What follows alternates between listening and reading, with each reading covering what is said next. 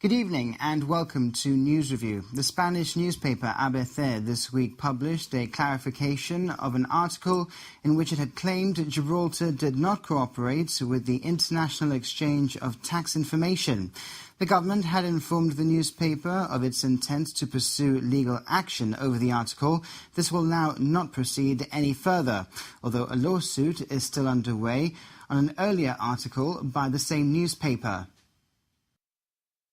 In response to the article published by ABC earlier this month, the Chief Secretary, Ernest Gomez, sent a letter to the newspaper detailing Gibraltar's responses to numerous formal requests for information by the Spanish government.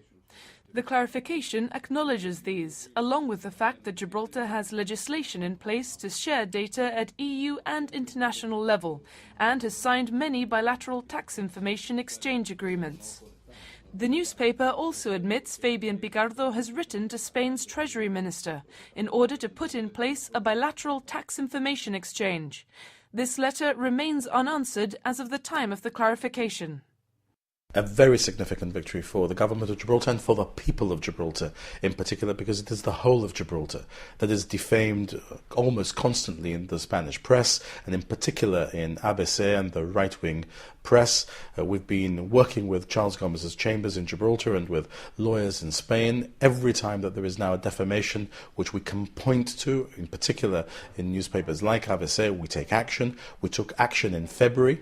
They failed to publish a rectification about the article that we complained about in February, which was the one that was on the front page, and people will recall. Therefore, that is going to go to trial in November. When they did it again, we again gave them the notice and allowed them the time to publish the rectification required under Spanish law. They know that we now be in business, because last time that they didn't publish a rectification, we took them through the legal proceedings, as I've just said, and therefore this time they published the rectification. I'm very happy with the work that the legal team the government has instructed have done. I'm very happy to see this rectification. It's exactly what the people of Gibraltar deserve, and I'm sure that we will be unanimous in welcoming this action that the government's been able to bring about. As Mr. Picardo says, legal action is still underway on a separate article published by the same newspaper in February, which was described by the government as defamatory and damaging. No retraction or clarification has been published regarding that article. A hearing is scheduled to be held in Madrid towards the end of the year. On Monday, the Gibraltar Socialist Labour Party launched its pre-election campaign with the message from its re-elected party leader, Fabian Picardo, that the GSLP Liberal team has delivered on its manifesto promises and will continue to deliver in the future. At a packed John McIntosh Hall, the party held its last AGM before the general election. Well, of course, the party was put on an election footing by me last night, and when I said during my party leader's address, but the party already is on an election footing. You should have seen the Mackintosh Hall last night. There was less than standing room. We had the Charles Hunt room as an overflow room. It seemed as if we were already in the middle of an election campaign, and this was our pre-election meeting, because our members are excited. They're looking forward to the campaign. They're looking forward to defending what we've done for the past 3.5 years when the time comes in the general election, and to putting forward to the community our new plans for the next period in office when I call the election. We always ask you, and you never give any quarter, but perhaps this is a perfect opportunity to ask you again, when will you be calling the general election? Well, today you're in luck, and I'm going to tell you the answer to that question. It will be on a Thursday. Okay, but which Thursday is that? That, however, I'm not going to tell you. Can you give us an indication as to the party lineup? There was speculation a few weeks ago that it may be the same 10 candidates that you have already in Parliament as MPs. Is there any change to that?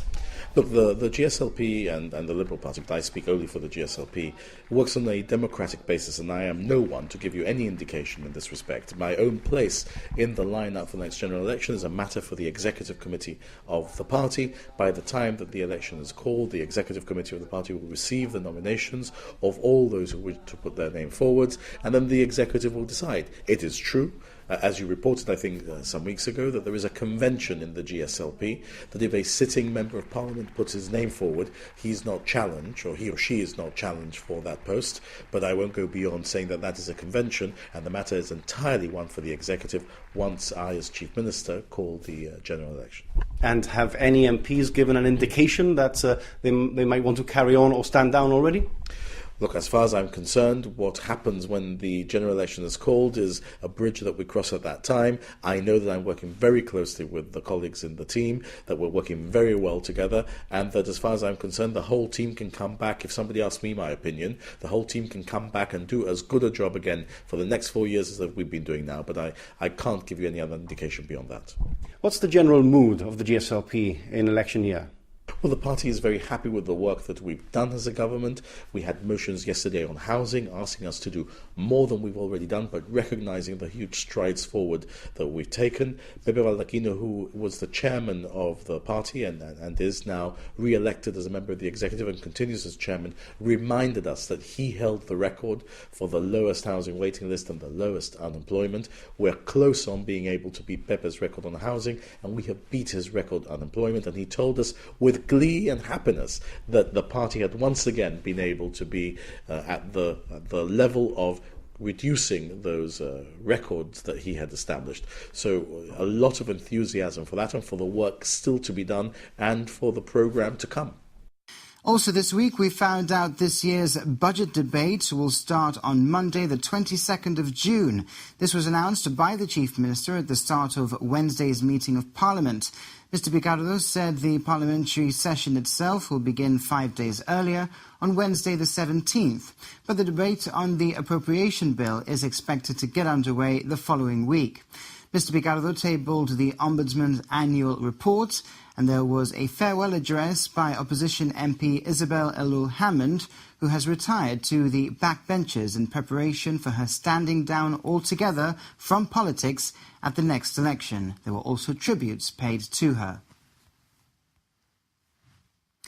Michael Yamas QC this week took over from Ricky Roda QC as Gibraltar's Attorney General. He signed the warrant confirming him in the post at the convent in the presence of the Governor, the Chief Justice and the Chief Minister, among other dignitaries. Speaking afterwards to GBC, Mr. Yamas said he's already started tweaking the structure of the AG's chambers to consolidate the team of government lawyers. At 12:30 precisely, Michael Yamas put pen to paper and became the first Gibraltarian Attorney General in more than a century. Absolutely. I mean, when the announcement was made, I mean, we did some research, and the last gentleman to occupy this post was this man who I made very famous, I think, Mr. Anthony Cole, and that was over 100 years ago. So I think that's a source of great satisfaction and joy for me, and I hope for Gibraltar as a whole. Well, what's first in your entry? First on my entry, many things. I mean, I'm off to Geneva on Thursday. We've got the case of the GFA against the FIFA, which is on Thursday and Friday, and then the usual business that we've been doing all along. So, as I said before, business as usual. Can we expect to see a lot of you in court? On important cases, constitutional cases, yes. Not on the criminal cases, as I've said in a number of interviews that I gave at the time the announcement was made.